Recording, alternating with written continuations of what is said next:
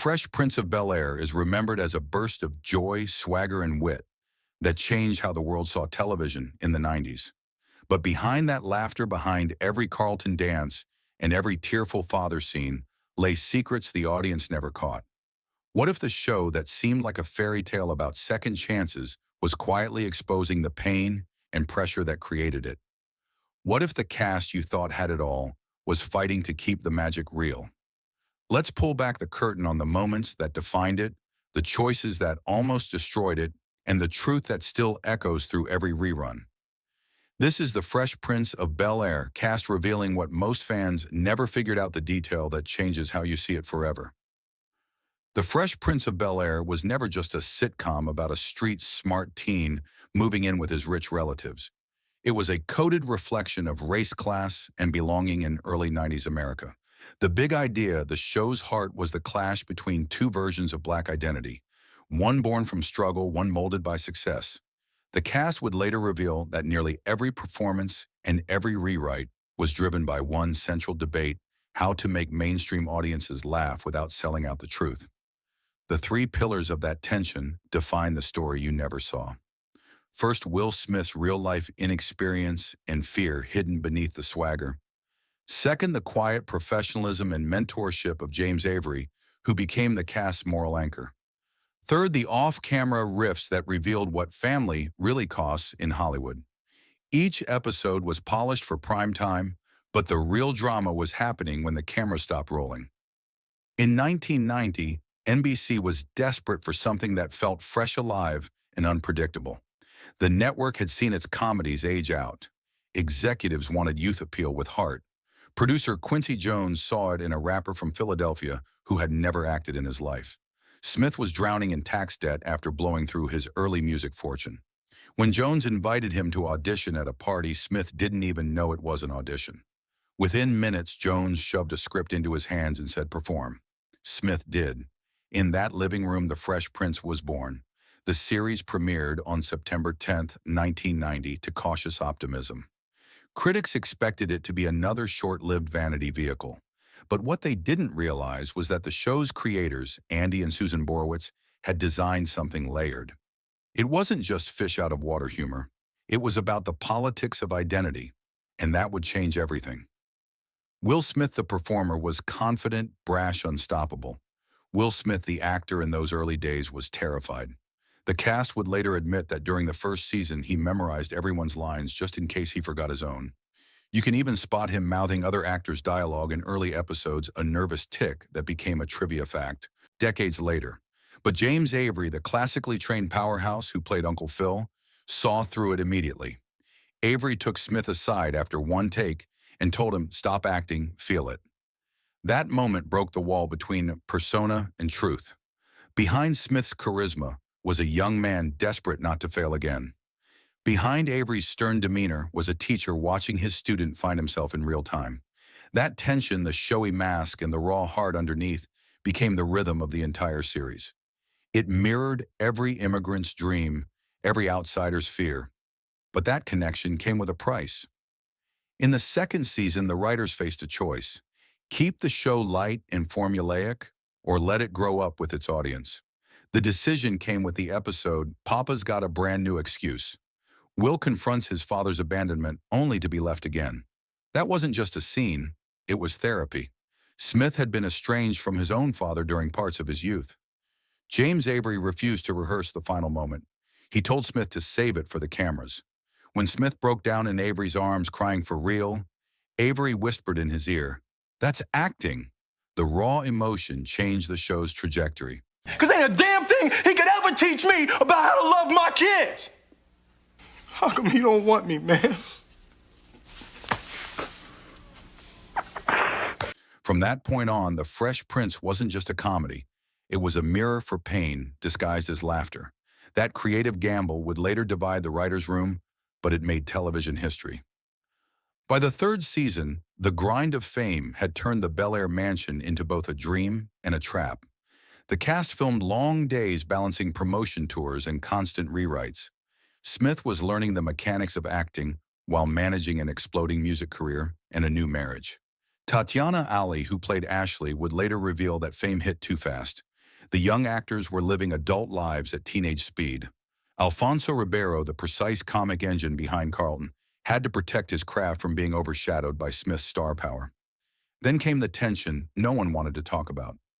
Janet Hubert, the original Aunt Viv, felt disrespected by the production hierarchy. She clashed with Smith and producers over pay parity and creative credit. The pressure cooker finally burst during season 3 when her pregnancy and studio politics led to her exit. Her replacement, Daphne Maxwell Reid, arrived under impossible expectations. Fans noticed the shift. The chemistry changed. The laughter felt forced for a while. What most viewers didn't see was that the crew was quietly grieving the loss of a dynamic that had once felt real. Rewatch the show and you'll see clues that the cast later admitted were intentional. The way Uncle Phil always straightens his suit before scolding Will, a subtle gesture of dignity meant to reclaim respect in front of a system that stereotypes black fathers. Watch how Vivian's eyes soften whenever Will wins a small victory.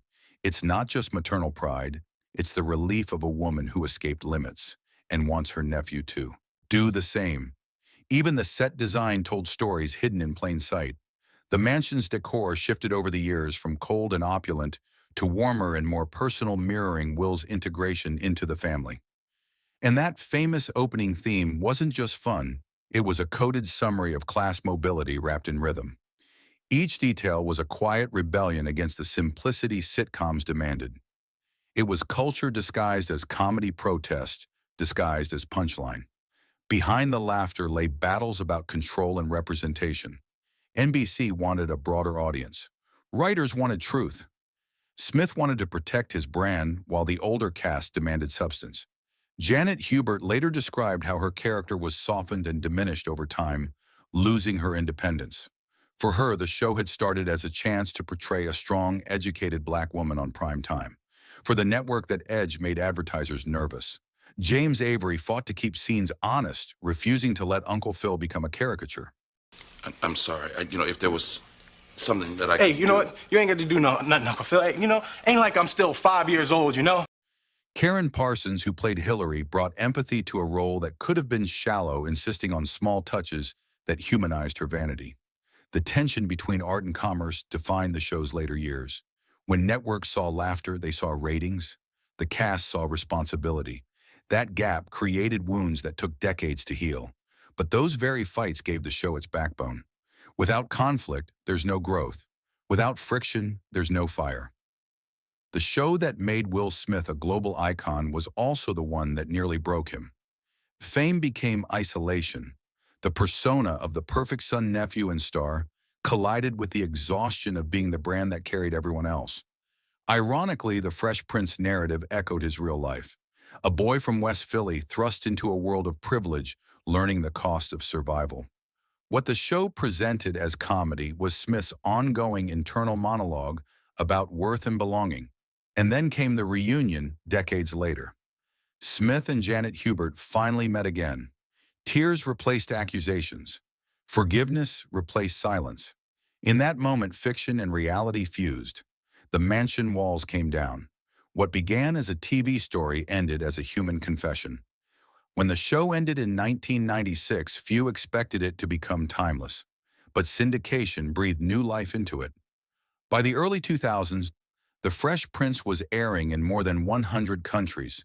It became a cultural export, a shared language between generations. Its humor crossed borders because its core emotion was universal. The desire to belong, the pain of being underestimated, the joy of being seen. And that reunion special in 2020 reignited everything. It showed the world that beneath the neon jackets and slapstick gags lived a meditation on forgiveness, identity, and love. Critics called it the most genuine reunion of its kind because it wasn't nostalgia for sale, it was truth reclaimed. The Fresh Prince template changed. Television. It opened doors for black lead comedies that dared to mix laughter with commentary from Martin to Blackish. It gave space for vulnerability on screen, especially for young black men who rarely saw themselves portrayed with complexity. Smith's success turned into a blueprint for crossover stardom, paving the path for musicians turned actors from Queen Latifah to Donald Glover. Even its fashion echoed back into modern culture. Oversized blazers, neon prints, and Air Jordans became retro symbols of confidence. But its deepest legacy lived in that one scene, Will breaking down in Uncle Phil's arms, a moment that told every viewer, you can hurt and still rise. That truth resonated long after the studio lights dimmed. More than 30 years later, The Fresh Prince of Bel-Air isn't just rerun television. It's emotional DNA passed down through generations. Its message still whispers through culture. You can be funny and still be real. You can hurt and still belong. It endures because it was never about wealth or coolness. It was about family chosen or found. It was about growth under pressure and love without perfection. So the next time you rewatch it, notice the small things, the nervous smile, the shared glance, the warmth under the humor. That's where the truth lives. Now, what about you? Which moment hit you differently once you knew the story behind it? Tell us below, and if this brought back memories, hit like so more people can see the show that redefined what family on television really means. The Fresh Prince of Bel-Air stands as more than a nostalgic rerun. It is a bridge between generations and a mirror of cultural evolution. Beneath its colorful sets and rhythmic laughter lies something elemental, the courage to show imperfection. Every actor carried that message forward even when they did not realize it. The show's endurance is also technical. Reruns rarely age this well. The pacing, the writing, and the chemistry still feel alive. That is because the show's emotional code was timeless. The story of a young man out of place learning balance between authenticity and adaptation is an eternal story. It was Shakespeare rewritten for sneakers and snapbacks. When Will Smith broke the fourth wall or flashed that crooked grin, he was communicating something to the audience. He was saying, I am aware that this is performance, but my truth is real. That was radical for its time. It taught viewers how to read media critically before they had the vocabulary for it. It made them complicit in the story. What most fans never figured out was that the laughter was protective armor. The writers built it like a Trojan horse. They smuggled serious questions about race inequality and belonging into a network slot designed for escapism. Each joke carried a blade of reality.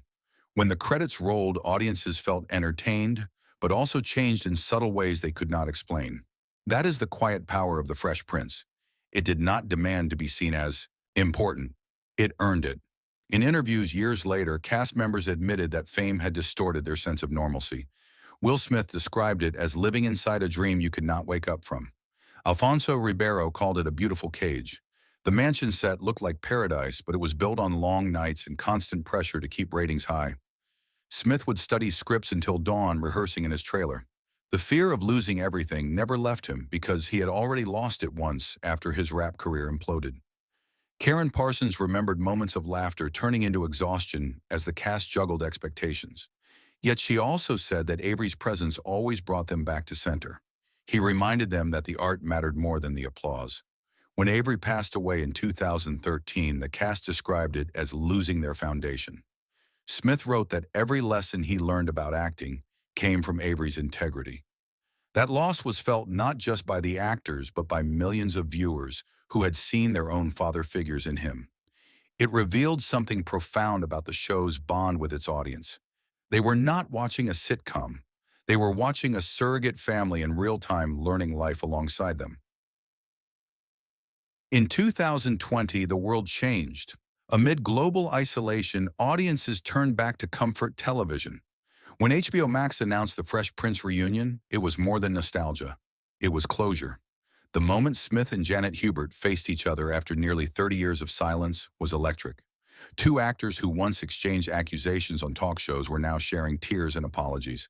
Smith confessed his immaturity, his fear that led him to misjudge her strength as hostility.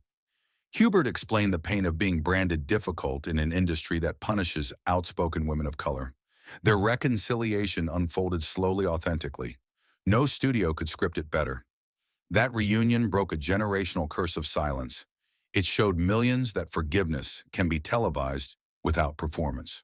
It reminded the audience that art does not just reflect life, it can repair it. The cast sat on that recreated set, sharing memories of laughter, pranks, and hard lessons. Even the empty chair for James Avery felt present. When Smith looked toward it, his voice broke. He said Avery was still the anchor that held them all steady. That line turned the reunion into something sacred. What started as a network comedy in 1990 had become a living example of growth, accountability, and healing. Every lasting show hides invisible craftsmanship. The Fresh Prince had a rhythm built by design. The writers structured episodes like songs with beats of humor, followed by beats of truth. Notice how each arc begins with chaos and ends with a quiet scene. That pacing was deliberate. It mirrored the jazz structure of improvisation, leading to resolution. The showrunner called it emotional syncopation. The score by Benny Richburg and Quincy Jones underscored that rhythm. Even the laugh track was tuned differently, less intrusive than other sitcoms, to let emotional silence breathe. Watch that father scene again. There is no music under the final moment, just stillness. That was a direct creative decision by director Shelley Jensen, who insisted silence would say more than strings ever could. These micro decisions gave the series a cinematic tone years before single-camera comedies became common. It blended stagecraft and realism, bridging the gap between performance and truth. That craftsmanship remains invisible to most viewers, but it is the skeleton of its magic. As Smith's career exploded after the series, he carried traces of the Fresh Prince everywhere. His blockbuster characters from Men in Black to Independence Day were echoes of that persona confidence masking vulnerability. But inside, he was still chasing the approval of that fictional family. In later interviews, he admitted he felt safest on that soundstage, surrounded by people who had seen him grow from fear to faith. The rest of the cast navigated their own paths. Alfonso Ribeiro turned to directing and reality television, yet never escaped the shadow of Carlton. Tatiana Ali pursued music and education, using her platform for social advocacy. Karen Parsons created a foundation to teach children about unsung heroes of Black history. They each carried a piece of Bel-Air into the world, not as fame, but as mission. The show had taught them that representation matters only when it uplifts others. When they speak about it now, there is gratitude, but also a bittersweet tone. They know that their laughter helped heal people they would never meet. That realization is heavier than fame. Television in the early 90s rarely allowed layered Black stories. Cosby's Show, Respectability, defined the standard. Fresh Prince disrupted it by merging humor with hip-hop culture. It brought street vernacular to prime time without apology. Every sideways cap, every slang line was authenticity sneaking past corporate filters. For the first time, millions saw a version of Black identity that was neither stereotype nor saint, but simply human. Episodes tackled police profiling, wealth gaps, and cultural double consciousness long before those phrases entered mainstream vocabulary. When Will and Carlton were arrested for driving a borrowed Mercedes, the laughter turned to tension. It was comedy weaponized for awareness. Critics later cited that episode as a turning point in network television, the moment when sitcoms began confronting racial tension without losing audience engagement. That courage reshaped what stories could be told. Modern shows from Atlanta to Abbott Elementary still echo that template. Each owes a quiet debt to a sitcom that taught the industry heart could coexist with humor. What most fans never realized is how close the show came to ending after its fourth season. Smith was restless, Hollywood was calling. With movie scripts and global fame, NBC begged for one more year. The writers decided to craft a fifth season that wrapped emotional threads. They wrote with the awareness of goodbye. That is why so many later episodes feel reflective. Carlton considering college, Hillary grieving Trevor, Uncle Phil facing retirement. Every actor played those moments with real nostalgia because they knew it was ending. You can see it in the subtle weight behind their smiles. The finale in 1996 delivered a rare ending. It was not grand or sensational. It was quiet. Will standing alone in the empty mansion, turning off the lights. That shot was symbolic. It was closure for both the character and the cast who had grown up in those halls. The fans cried because they recognized that feeling. Leaving home yet carrying its lessons forever. Rewatching the series today reveals layers that only hindsight exposes. The recurring theme of fatherhood speaks across generations. Every male character from Uncle Phil to Jazz grapples with responsibility. The show was secretly redefining masculinity long before the conversation was mainstream. It also whispered lessons about class empathy. Will never fully assimilates, and the Banks family never loses their contradictions. That tension remains unresolved by design. Life does not give easy closure, and neither did the writers. Even the comedic beats about fashion or pop culture were carefully placed to timestamp the world for future viewers. They turned the 90s into a living museum of slang and aspiration. That is why new audiences born decades later still connect with it. It feels both vintage and current. In the streaming era, the show's values stand out even more. It feels genuine in a world of cynicism. It feels human in a world of irony. That is why it continues to trend whenever social media rediscovers it. Every great story hides a beating heart. The Fresh Prince of Bel-Air's was always love tough, love gentle love, and the love that demands accountability. James Avery embodied it. His portrayal of Uncle Phil balanced discipline and compassion in perfect harmony. The writers once revealed that they based his dialogue on lines heard from real parents of the crew. Authentic words spoken by people who had lived that dual life between struggle and success. When Will's mother sent him to Bel-Air, she was not just sending him to safety, she was sending him into transformation. That story echoed in immigrant families, in working-class homes, in every kid who ever felt out of place. That universality turned the series into emotional shorthand. When people say, "You act like you're the Fresh Prince," they mean someone caught between worlds still learning grace. That is a legacy transformed into language. The reboot Bel-Air, launched in 2022, reimagined the story through a dramatic lens. At first, fans resisted, fearing it would betray the original. But Smith himself endorsed it as an evolution, not replacement. Watching Jabari Banks step into the role proved the story's flexibility. The heart remained the same, a young man seeking identity under pressure. Only the tone changed from laughter to realism. The cast of the original show praised it as proof that their work still mattered. It reminded audiences that truth adapts but does not expire. Through that new version, new generations discovered the old one. Viewership of the 90s series spiked. Social media filled with clips of the reunion and quotes from Uncle Phil. The story had completed a perfect circle from sitcom to drama to legend. It showed that art built on sincerity never dies. It only changes costumes. When the Fresh Prince theme plays today, it is more than nostalgia. It is a collective heartbeat. Those few lines about moving to Bel-Air have become cultural shorthand for hope. The show's legacy is not measured by syndication numbers, but by the emotional literacy it gave its viewers. It taught people to confront pain with humor, to argue with love, to forgive with courage. Will Smith's later controversies and reinventions only amplify that legacy. The man who once played the carefree nephew has become proof that growth is messy. His public stumbles remind fans that the lessons of Bel-Air were not fairy tales, they were warnings and prayers. The cast continues to carry those lessons in their projects and in their lives. They became mentors, creators, and activists inspired by what the show once gave them a platform to be more than stereotypes. That is why the Fresh Prince of Bel-Air remains immortal. No, wait a minute. Now, you wait 1 minute, Uncle Phil. Now, I didn't want to have to do this. It was not a story about wealth. It was a story about worth. Imagine it again, the mansion quiet, the lights dimmed, Will standing in the living room one last time. No laughter, no music, just stillness. That image encapsulates everything the series stood for. Growth requires leaving comfort behind. The audience felt that too, because by the finale, they had grown up with him. They knew what it meant to outgrow a chapter, but still cherish it.